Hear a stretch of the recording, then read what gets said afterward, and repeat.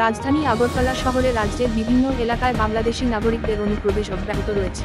পশ্চিম আগরতলা থানার পুলিশ রাজধানীর RMS চৌমুহনী এলাকা থেকে 3 জন বাংলাদেশি যুবককে আটক করে।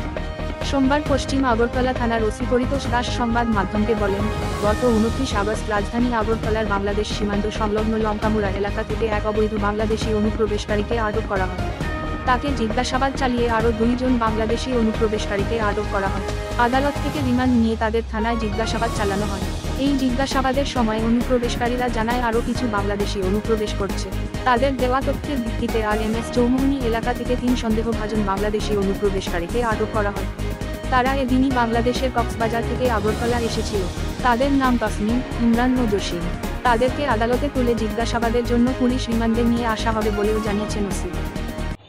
গত 29/8/2024 তারিখ আমরা একজন বাংলাদেশিকে আটক করি লঙ্কামুড়া থেকে। এই বেসিসে আমরা একটা মামলা নিয়েছি West Agartala PS case number 103/2024। তাকে আমরা করে প্রডিউস করি এবং রিমান্ডে নিই। রিমান্ডের জিজ্ঞাসাবাদে আমরা পরবর্তী সময় আরও 2 জনকে অ্যারেস্ট করি সিটি সেন্টার থেকে। তাদেরকে আমরা করে ফরওয়ার্ড করেছি এবং রিমান্ড এনে জিজ্ঞাসাবাদে গতকালকে আমরা একটা স্পেশাল ইনফরমেশনের ভিত্তিতে 3 জন লোককে আটক করি, যারা বাংলাদেশ কক্সবাজার থেকে গতকালকেই আগরতলা প্রবেশ করেছে অবৈধভাবে, এবং তাদেরকে আজকে আমরা পুলিশ রিমান্ড চেয়ে আদালতে প্রেরণ করব। তাদের নাম হলো তাসমিন, ইমরান অ্যান্ড জাসিদ। 3 জনের বাড়ি বাংলাদেশ কক্সবাজার এলাকাতে।